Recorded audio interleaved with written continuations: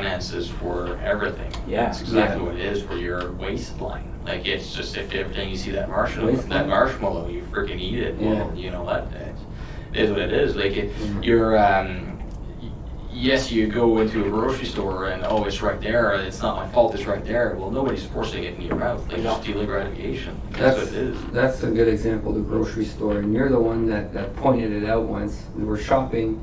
I think your girlfriend had just moved in with us. And she really wanted these goddamn muffins. And you said, I don't want you to buy these muffins because I'm going to want to eat them later. If you don't buy them now, then we're fine later. Yeah. But she did not understand. Take it well. She was not happy. No. Hey, tabarnak. Tabarnak. Did you buy the muffins? She did not buy the muffins, but honestly, I want to be very delicate how I say this. That fucking bitch. No. Living alone makes it a lot easier to stay in shape. Oh yeah, sure. Oh yeah. You were living on oatmeal and water, fuck.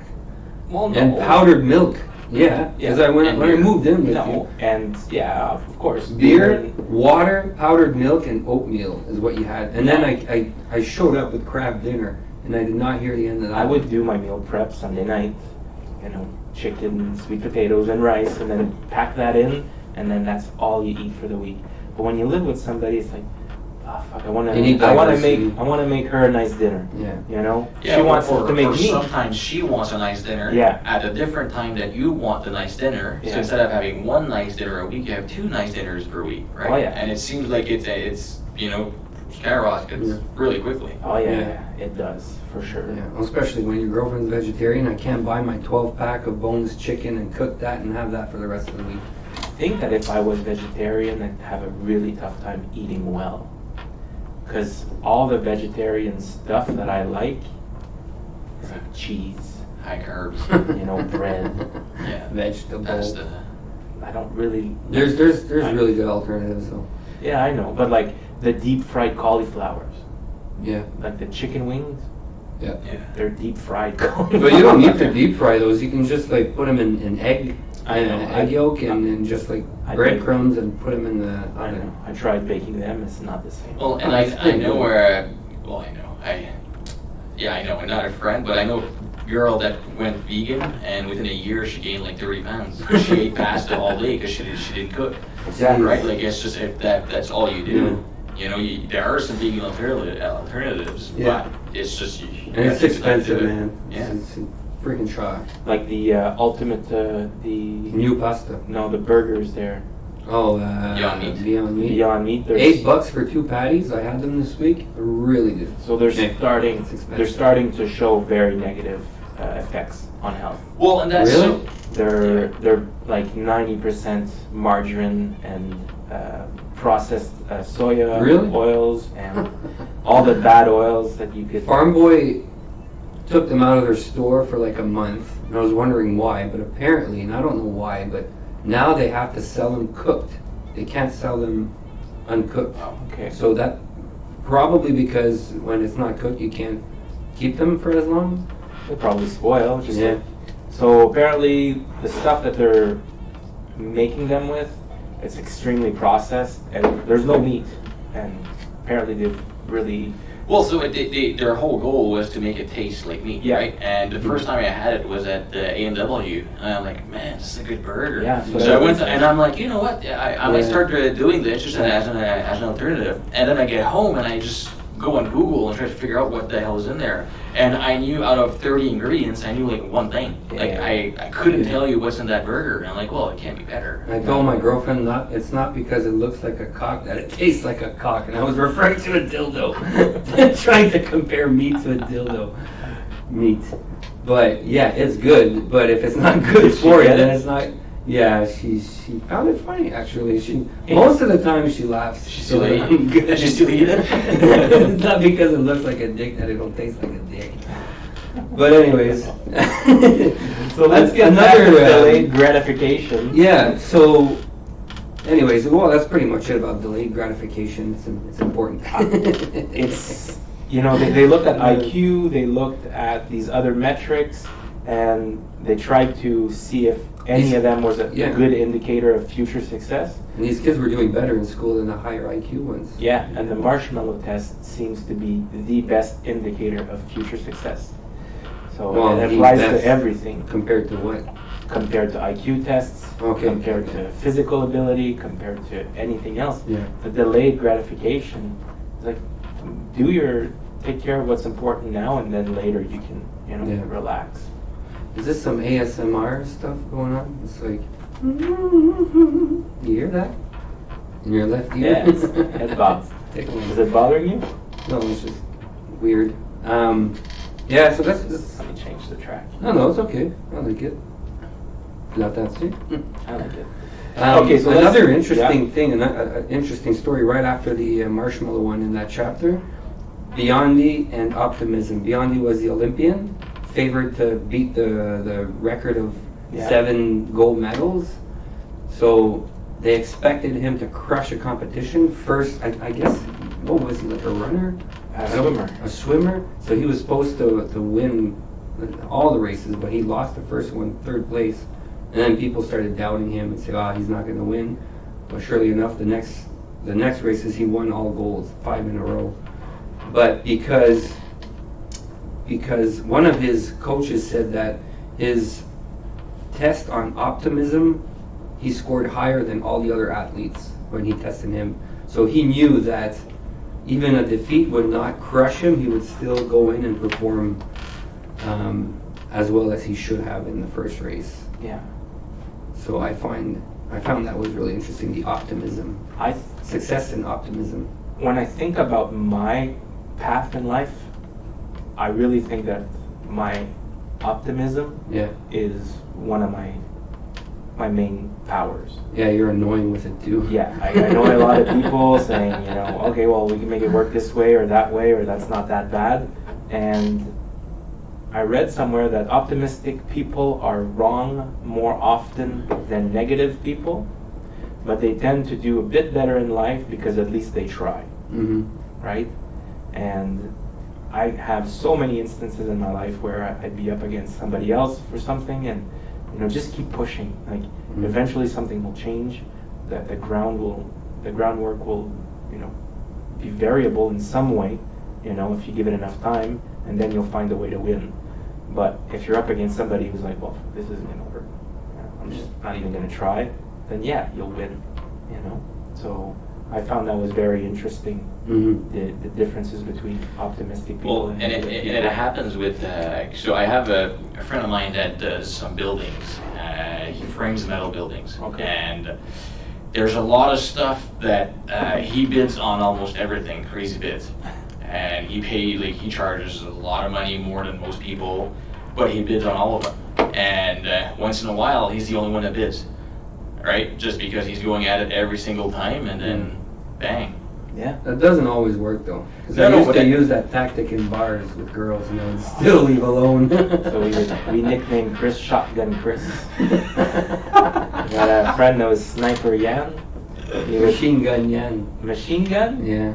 What was it? Yeah. Yeah? No, Sniper Yan. That's it. Yeah, because he would zero in on a chick and he would try. That's the one. But I would go in a herd of women and just with my tactics, trying to scoop up with your zero game. I would often leave alone. Marty? I don't think I had a nickname.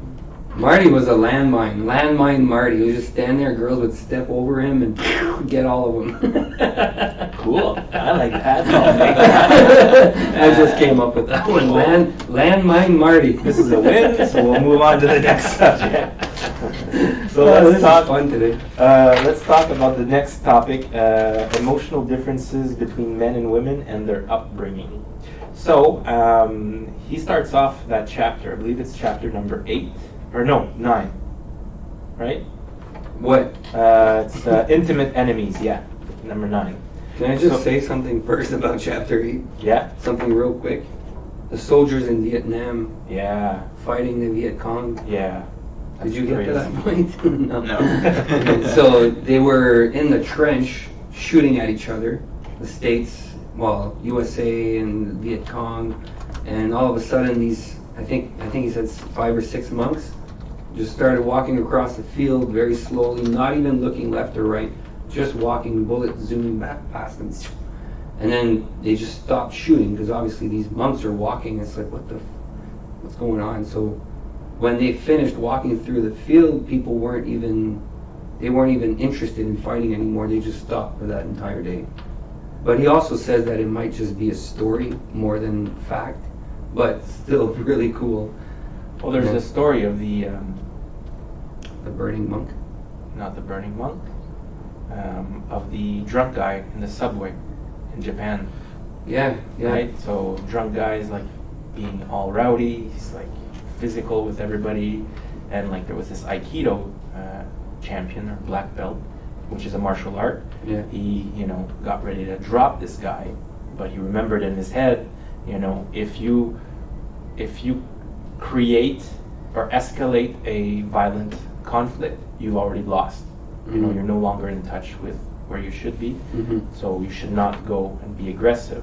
So he got up and he was gonna go engage, but he saw this older man in the subway just start to act like he knew this guy. And he said, "Hey man, how's it going?" And then the drunk guy turned around and was like, "Oh, what do you want?" He's like, "What did you have to drink tonight? What have you been drinking?" The guy's like, "Sake." He's like, "Oh man, I love sake. Me and my wife, we go out and we like to drink sake and enjoy it." And he's like, I bet you have a nice wife." And then the guy's like, "No, my wife just died. And life sucks." And then eventually the guy was just crying on the old Instead man. of being... So that's genius. That's emotional genius. Instead of escalating this situation, he actually calmed him down. We had a friend that used to do that, Simon. Whenever we'd go in a bar and someone was looking for conflict, he would buy him a beer. Yeah. Come, I'll buy you a beer. Yeah. And then Everything was fine. Yeah. Yeah. I think it was Simon. Yes. You can do that. Yeah. I'm a bit like that too. Yeah. Just half because I know that if I get in a fight, I'll get my ass kicked. But anyway, we were after a hockey game in Philadelphia one year. We were at a pizza shop in front of a pizza shop at like 3 a.m. And this like 3 dudes just came in and wanted to get in front of us. We didn't want to, so we didn't let them. And then one guy just took the door, closed it really hard, and it just snapped. So like the whole glass broke, and then he went berserk, and everybody's like ready to fight, and I'm like, let's not fight. So I just instead of a high five the guy and told him it was awesome, and like, and then we started laughing, and I was like, we're in Philly at 3 a.m. Yeah, no, not the right place to fight. It's a rough city. Yeah, that's it. So, some spots, right? And we're not in a great spot at that time. So I just high fived him, and he started laughing like, who the fuck is this guy? And then we just were okay afterwards. Yeah. It's more fun to do that. I was in a bar with an ex-girlfriend in Montreal with her brother, and he was starting shit with another gang. We had like bottle service, table versus table, and I was like, no, that's not fun. We're having fun in the bar. So I sent shots to them, and it was cleared the situations. You're better off doing that. No. Keep the fun going. I don't like to get punched in the face and break my nose. Like, that's not fun, man. It's not. No, I've been there a few times. Keep the fun going, Yeah. Instead of getting boot fucked, just keep the fun going. That's the way to go about it. Yeah. I know you got a hard out here at the 10:25. Something like that, yeah. Yeah. It's up to you if you want to keep going. Or? No, we'll keep going for now, and okay, cool. Eventually I'll just stop. Let's move to chapter number 9. Sure. So the differences between emotional intelligence in men and women. So he starts off by saying that, at a young age, young boys will have just as many young girls as friends, and then young girls will have just as many young boys as friends. Mm-hmm. But as they continue to age, they get teased by their parents for having, girlfriends, and then eventually by the time they're 8 or 9, exclusively all of the young boys have other young boys as friends, and then the young girls have young girls as friends. So, it's just therein lies the separation, right, in the friendships and then the boys learn together on how to deal emotionally, and the girls learn all together on how to be emotional, right? So by the time they get back together, they're like totally different, right? So there's a lot of differences between the sexes. That's fine, as long as it's not like older men hanging out with younger girls.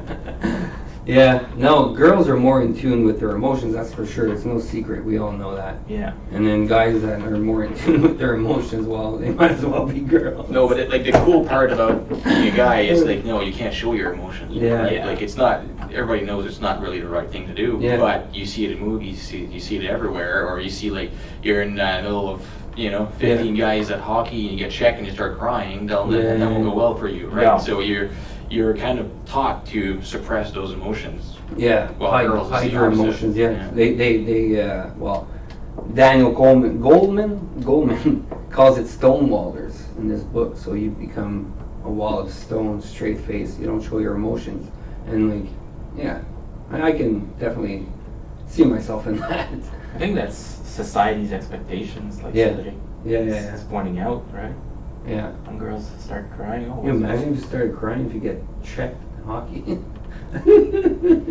Man, like if you're saying you're hurting, you get teased. Like I mean, you can't start crying. Like that won't go well. I this might be controversial saying this, but like I feel, yes, women are more in tune with their emotions, but I feel like they lose touch with their emotions quicker.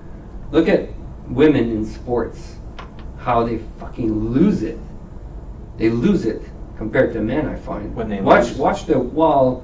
watch women start arguing over a play that was Serena wrong. Williams. Well, sure, yeah. Like fucking, I don't know, like women's hockey, like they just lose their shit. There's no, maybe because there's no checking, maybe because I don't know. it all comes out verbally. There is a difference. I think if they for could sure. hit each other, it'd be different. But like, man, women are fucking mean in sports. Yeah.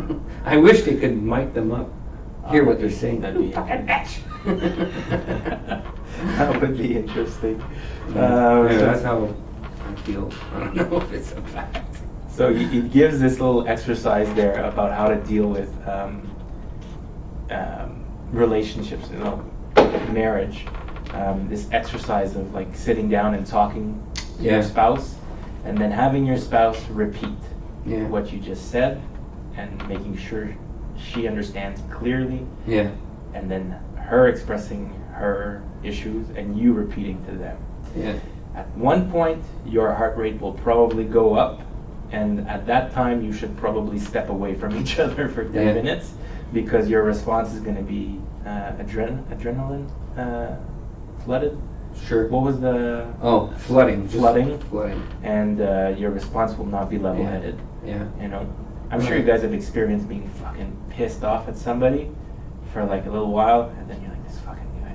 And then 10 minutes later, You're fine. Yeah. you're fine. Yeah. It's like, oh, Well, yeah. some relationships are just based on that alone, flooding. I remember throwing chairs against a wall for no reason, but like that wasn't me. I was being flooded. Yeah. You know exactly what I mean. Like this Yeah, person of was course. just toxic for. Yeah. Me. Yeah.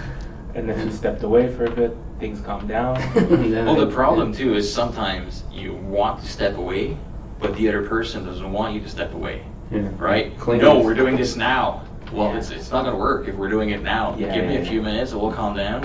And it's like it's within you. It's your body who's just flooding these hormones and this blood going to spots it's not supposed to go. So you're just like you're It's not constructive. Yeah. That's it. It's just not going to work. And so sometimes it's better just let's take a minute, let's sit down again, and when you have an argument, you step out for a few minutes, you come back, and you both have to laugh before you start. Yeah. Yeah. So like it changes the mood completely. Okay, let's do a reset. Then we start Acknowledge over it. again. Acknowledge your Mhm. significant other's feelings, because he also talks about the hidden messages behind what we're saying. Like the guy that says, "Honey, the kids are being rowdy," and then she says something like, "Well, maybe you should play with them," and he's like, "Well, maybe they should be in bed," saying, "Well, put the fucking kids to bed." Yeah. So yeah, just be Upfront. speak clearly. So I think What's that, Jordan Peterson's Yeah. rule again? So in the last book we read, 12 Rules for Life, Yeah. it says two rules. He says, tell the truth, or at least don't lie. Yeah. So be upfront. And then the second rule is be precise in your speech. Yeah. So Be precise is so important. Yeah. don't be ambiguous. It's not easy. Don't. It's hard. It's tough. I Yeah. agree. Yeah. Really you tough. You can piss someone off or piss someone off. I have a friend that was in preemptive marriage counseling. Preemptive, like before even getting married? No, they got married and things were going great. And he's like, honey, things are going great. I think we should go to marriage counseling, just to work on It's time to things. start. Yeah. It's time to start. And from the outside looking in, these guys look pretty happy. I'm sure they are. You know them? Yeah. That sounds terrible. No, he says it's good. There was stuff bothering her, and we got it out on the Sweet. table. You wish? No. It's not bothering me. We got it out on the table. There's a mediator there, and says maybe he didn't need it, but it ended up making the. I'm having a hard time finding enough time to have like date nights and. Well, it's a priority. You decide if you prioritize something like that. Like Yeah. everything you do has a cost and time and value, right? So I like the idea. Yeah, same here. Yeah. Same here. I mean, say you're busy, right? You only have so much time, and then things are probably going well between you and your girlfriend. Then there's a little thing that bothers you, but you only have Thursday night for your date night. You don't want to bring that thing up on Thursday night. You guys are having fun, and you'll have fun. You'll enjoy it. Isn't that what weekend getaways are for? Like, book a Yeah. trip, talk about it on the trip. Yeah. Like it makes. The marriage distraction. counseling is just an idea. Yeah. There's many ways to go about it. You I'm don't have not. to I'm be not there every opposed, week. but I'm not opposed to having. I'm not opposed to the idea. Is not what I'm saying. But Yeah. like, do they have kids? Yeah. But everything's going well. You're just trying to figure out who it is. No, I'm just trying to figure out why you would wake up one morning and think like, hey, I need one more boring event in my life. Let's go to fucking Well, counseling. but you know what? I'll give you an example. So Darren Hardy has this thing that every single week they have a meeting together, him and his wife, and they hammer out everything that they like. So how did this week go? One out of 1 to 10. And even though it's going well, sometimes, somebody's going to say a 6. And like, oh, what happened there? Why is it a 6? And then you get in a little argument of some stuff, but then it's gone afterwards. Instead of waiting 2 months, Mhm. and then it becomes a 1. Yeah. Right? So when everything is going well and you like each other, I think it's a lot easier to deal with the problem. Yeah, yeah. When you hate each other and you say something that's going to piss me off right away, well, I'm not going to react the same way. Yeah. Well, You guys do conversation is goal setting retreats? Yes and no. So we've Okay. done it before. Yeah. We're not consistent, Okay. but we're planning on doing it this year. So the plan this year is we do because we're not. I don't want to see crossroads. We're at a point that we have to decide, both of us, direction we're going. Yeah. Business wise. Kids are going to come eventually, all of that. So we have to figure out what we're doing. And so what I think we're going to end up doing is do like each a tiny retreat on our own, write how we see things going in the future, and then meet up and try to match it. Yeah. Hmm. So that's I think the next few weeks is what we're going to do. See, stuff like that I Supervise. find way more interesting than paying someone to listen Yeah. to you guys. You don't have to pay. Like, no. Do it on your own. I mean, that's a brilliant idea. Yeah, and you guys have a strong relationship. So Mhm. Yeah.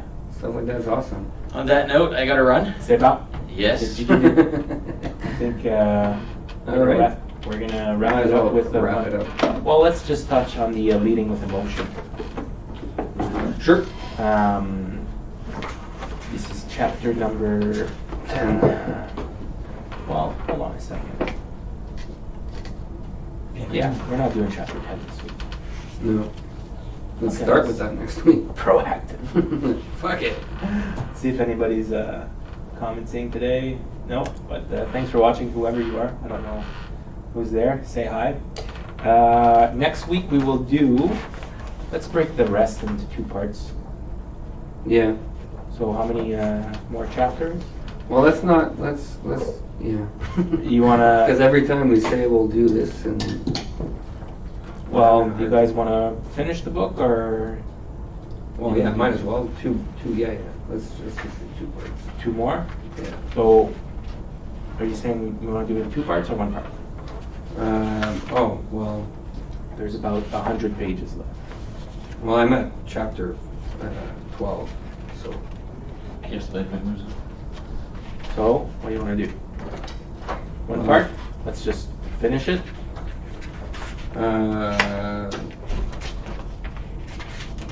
Man. Well, it's this. We can do. What page is Appendix A? Well, okay, now, we finished 9 today, Yeah. so we need to do 10, 11, 12, Okay. and then we'll finish the rest the following week. Okay. Because it's a lot.